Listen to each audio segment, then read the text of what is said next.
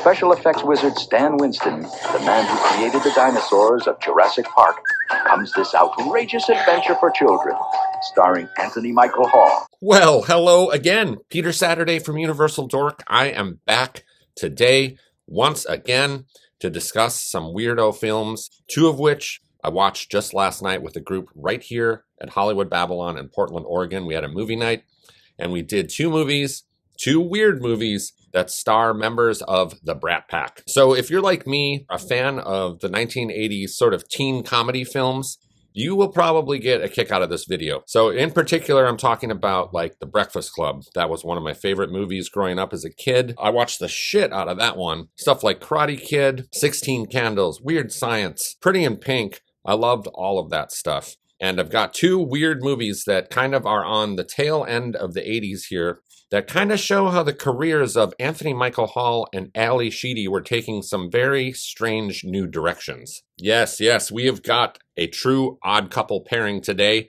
In one corner, we've got Anthony Michael Hall starring in 1990s, A Gnome Named Norm. Yes, the why the hell did this get made film of his? Very perplexing. This one deserves to be talked about quite a bit. Not because it's a good film, but just because it is so damn weird. And in the other corner, we have got Ally Sheedy starring in Fear from 1990. Yes, this is a psychological thriller horror film. And it's a pretty good one, actually. Pretty effective little thriller here. We'll get to this later, but look at her right there on the cover. This is just really a delight to me to see these two teen icons starring in these weirdo little films. I love stuff like this, digging into their careers and finding like these kind of embarrassing movies, especially this one for Anthony Michael Hall. I mean, what the fuck is going on here? That is the true question when you check out this film. It will really leave you scratching your head, and that makes it worth at least one watch for sure. I do not regret watching A Gnome Named Norm at all. A truly bizarre movie, and I'm a giant fan of gnomes and trolls and stuff like that. I always have been since I was a kid. So this was a must-see for a while, and I finally bit the bullet. So A Gnome Named Norm was actually filmed in 1988. Then it was apparently released in 1990 in, I think, theaters, then pulled out of theaters, and then re-released in 1992. Probably because people didn't know what the hell to make of this, and you know, the producers and everything were like, what the hell? And why did this thing even ever get made? And who is this for? That is really kind of the biggest question, is who is A Gnome Named Norm actually for? It is a complete mystery, I think. So one of the things that's kind of noteworthy for this film is that Anthony Michael Hall here, if you kind of take a closer look at him right there, he actually is kind of in his beefcake, kind of handsome guy, like big shot phase. I like to call it kind of Anthony Michael Hall's kind of big man on campus phase, where he kind of leaves behind that whole nerd persona that he was most well known for in kind of like the early to mid 80s. And he kind of adapts to this kind of like hotshot cop type guy here. In Out of Bounds, he was kind of playing an action star. He was kind of like big man on campus in Edward Scissorhands. And then he was like big man on campus kind of in Johnny Be Good from what I remember. And there's probably some other movies that I'm forgetting that he kind of has that, you know, tough guy, like big shot thing. Look at him. He's a total big shot right here. Yeah. And then this guy, a little big shot right here. So you got big shot there and little big shot right there. Okay, now, so what really kind of piqued my interest initially about A Gnome Named Norm, that's a hard thing to say. In the movie, Norm the Gnome tells Anthony Michael Hall that his name is actually GNORM. So I guess this could be called A Gnome Named GNORM. And I think he pronounces gnome in the movie GNOME as well. So equally bizarre, but the director of it is Stan Winston, who I'm a huge fan of. And I just recently at the Hollywood Theater in Portland, Oregon, caught a showing of Pumpkinhead right around Halloween time. And that is hands down one of my favorite monster movies of all time. It's one of the best 80s horror movies. It's absolutely brilliant. And Stan Winston directed that. Now, Stan Winston has done and created so many cinematic monstrosities, and I mean good monstrosities and creatures. He has been responsible for some of the effects work in some of the best movies in cinema, like Terminator 2, Jurassic Park, like I said, Pumpkinhead, Aliens, you name it. He is one of the best of the industry, and he is probably one of the most well-known creators of monsters and monstrous special effects. And that is very strange to me why he chose to do this after Pumpkinhead. It doesn't really feel like a Stan Winston film at all to me, or like what I would expect for him to do. With that all in mind, I would say that the most impressive thing about this film is indeed the gnome. Norm. He is a creation of Stan Winston. You can tell that Stan Winston put a lot of effort and time into making this character very convincing, using some really impressive puppetry and animatronics.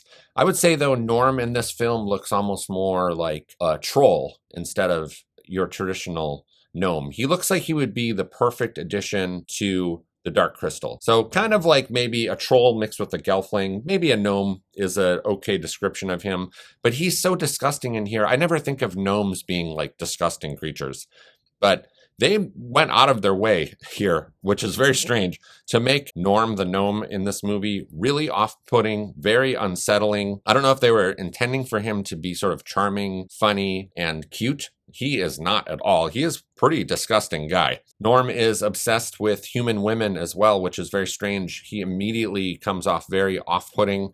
His behavior would not be tolerated in 2025, I can tell you that much. He would be fucking canceled right away. Me Too'd the hell right out of this movie, because he initially just, one of his first interactions with Anthony Michael Hall's sort of, love interest in the movie is he kind of is inspecting her rear end, and he refers to them as roundies. So he's got roundies and then boobs, which he refers to as popos.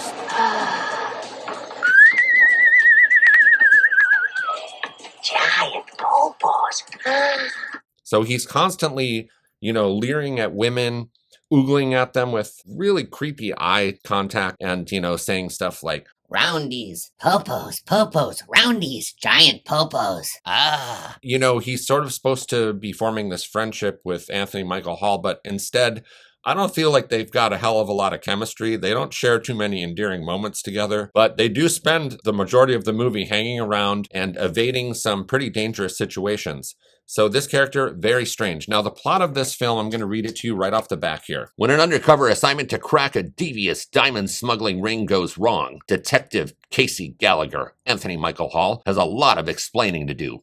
His only witness is Norm, a little bark-wearing, smart-talking gnome with a taste for travel and an appetite for cardboard. There's a scene in this film where Norm is given some sort of hot dog or sausage, and he tosses it at Anthony Michael Hall, and instead he eats a bunch of cardboard.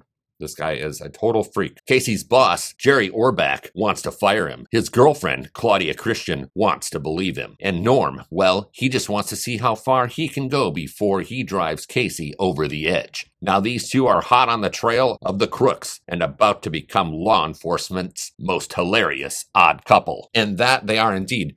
Now, one of the cool things about this film is that it also features a favorite of mine, Robert Zadar, in a role of one of the crooks and killers in the film. They get all wrapped up into sort of this sting operation gone wrong, where Anthony Michael Hall meets Norm for the first time in the dark in this park. And it's a pretty effective opening to this movie. I'd say the first 15 minutes are a great setup. And we get kind of a cool opening scene of Norm the gnome kind of crawling up from the underworld with this crystal that he's bringing to recharge the sun. I guess apparently, a little bit of a spoiler here, Norm has stolen the crystals of his people, this thing called the Lumen, and he's bringing it up to the surface because he wants to recharge it and return as a hero down there so he can impress, of course, all of the female gnomes. And I'm sure Norm has one thing on his mind that he wants when he gets back into his underworld, which is popos and roundies galore. And another really bizarre thing that they're insinuating in this film is that Norm has a giant wang.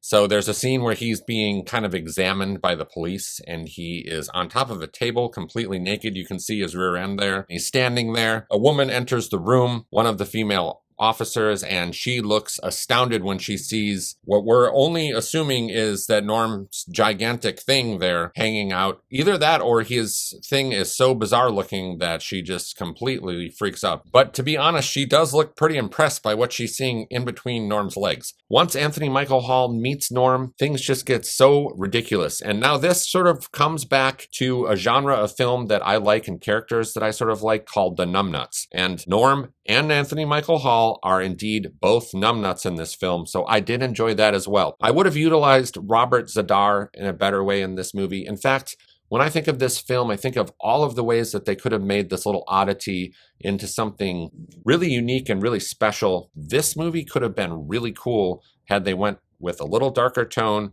maybe made Norm not so off-putting and unsettling and so disgusting, sort of the chauvinistic pig, or just this weird little pervert from the underworld. They could have taken like Robert Zadar and kind of made him into a much scarier villain. I mean, if you got Zadar in your movie, AKA the maniac cop, you could really make him into a very frightening force to be reckoned with that could be on the tail of Norm and Anthony Michael Hall, and maybe even utilize him as some sort of creature that came up from the world below into the upworld. I mean, that would have been a great idea to use Zadar for his full potential. That would have really added to the effectiveness of this movie. I'm sure then this movie would have been some sort of cult classic. Instead now, no one really talks about this one.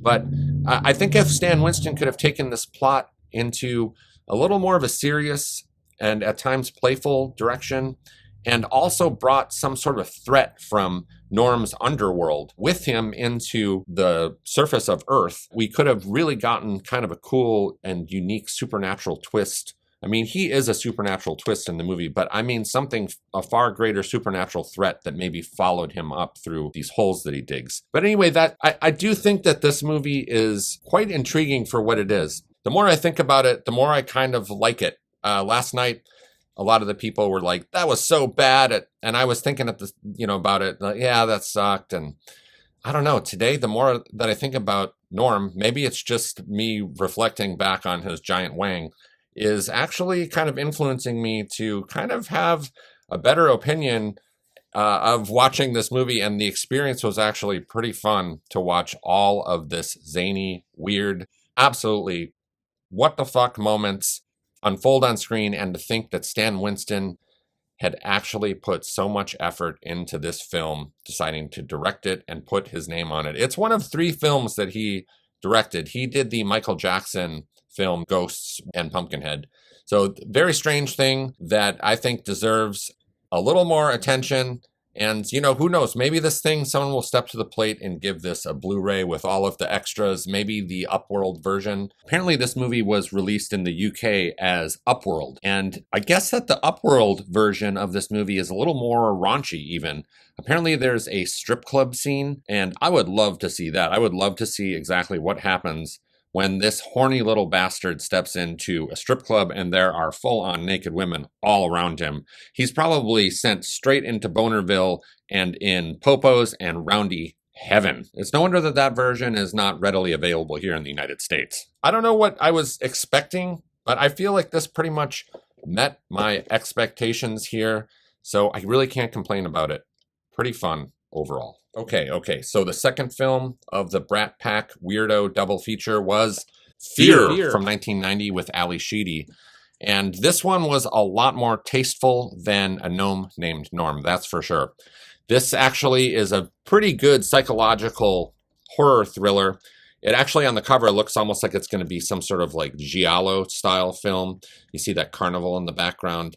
That makes for a pretty cool set piece in the film. The carnival, which I am a sucker for, stuff that takes place at carnivals or fairs or stuff like that with like Ferris wheels and, roller coasters and fun houses. And you better believe there is some of that in this movie as well. So that won me over right away. And of course, Ally Sheedy being in the movie as well won me over right away because she is so iconic to me. She was in some other films like Made to Order and, stuff like that. But I could see that right around this time that her career wasn't quite going in the direction that she probably wanted it to, being that this is kind of a low budget movie. And it features as her co-star actually one of the main characters, if not the main character of Caddyshack, where he's grown up a little bit more, the guy that, the main guy on the teenager on the golf course. He's in this film. We've got a pretty good tale of suspense here and psychic madness at hand. And I appreciate that as well. There is a supernatural twist in this movie, just like A Gnome Named Norm. So the plot of this film goes something like this. I'll read it off the back.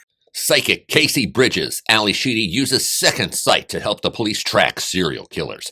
But the horrifying visions that come with her work are becoming too much to bear. And now Casey faces a killer like no other. He knows when and where to strike and how to exploit his victims' deepest fears. When Casey gazes into his mind and finds him smiling back, she discovers that the Shadow Man not only shares her sixth sense, but wields a power more awesome than her own. So yeah, that's an interesting aspect of this movie, is that there are two psychics.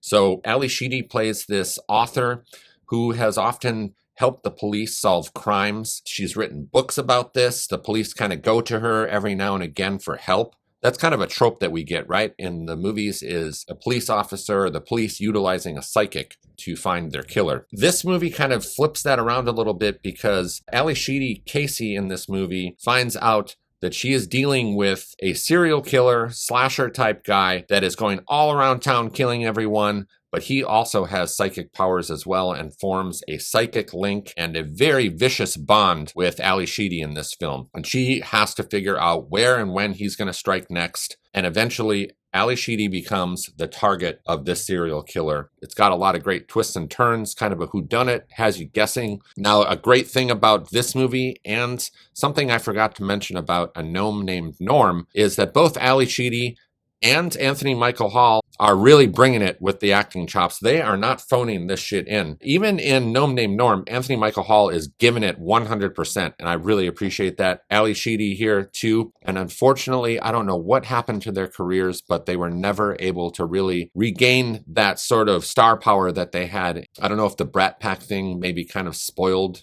the interest in them. I know it harmed some of the other actors a bit. Molly Ringwald, Judd Nelson, although Emilio Estevez kind of went on to be kind of a big deal in the 90s and stuff. He was kind of destined, probably because of his family, you know, Martin Sheen and Charlie Sheen. They all had that kind of nepotism going on there because of their father. So that's just my guess. Really fun little Ally Sheedy horror thriller here. I really love this cover as well. That's super cool.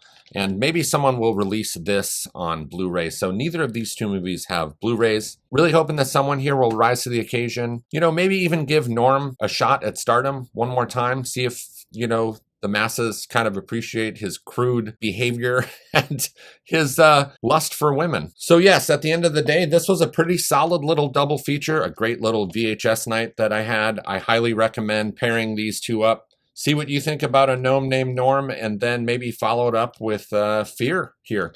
A pretty solid little spooky thriller. Weirdo Brat Pack double feature number one. I'll be digging into the back catalog of and filmography of some of the other people in the Breakfast Club and see if I can dig up maybe something else that would be maybe a sequel to this sort of double feature. There is a movie called Nightmares that features Emilio Estevez that I'm quite a big fan of, at least for his segment alone where he's the video game player. That's a pretty cool little horror anthology as well. Now I'll have to see, maybe there's a pretty cool Judd Nelson film that has, fallen under the radar for me as well. I'll do a little poking around. There is, I gotta say, there is a really good, I think it's from 1999 or 2000, there's a really impressive Molly Ringwald slasher film called Cut. It's an Australian horror film that, almost no one talks about it, and from the VHS cover, you would think it was just some shitty, direct-to-video, kind of crappy 2000s, early 2000s, late 90s horror film, but it is actually really great. I actually bought that on Blu-ray from Umbrella, so if you're looking for a little more Brat Pack weirdo horror, check out Cut with Molly Ringwald. She's a total babe in there, always has been, and her presence in that movie alone, she's also not just in there for a cameo. There's a cameo by Kylie Minogue, but Molly Ringwald is in it to win it in that movie. She's front and center. She's one of the main characters, and she's awesome in it. Check out Cut. All right, so that's it for me with the Brat Pack, but I definitely want to jump back into the subject again because it was so damn fun. I look forward to talking about more weirdo movies in the very near future with you. All right, signing off. I'll see you next time.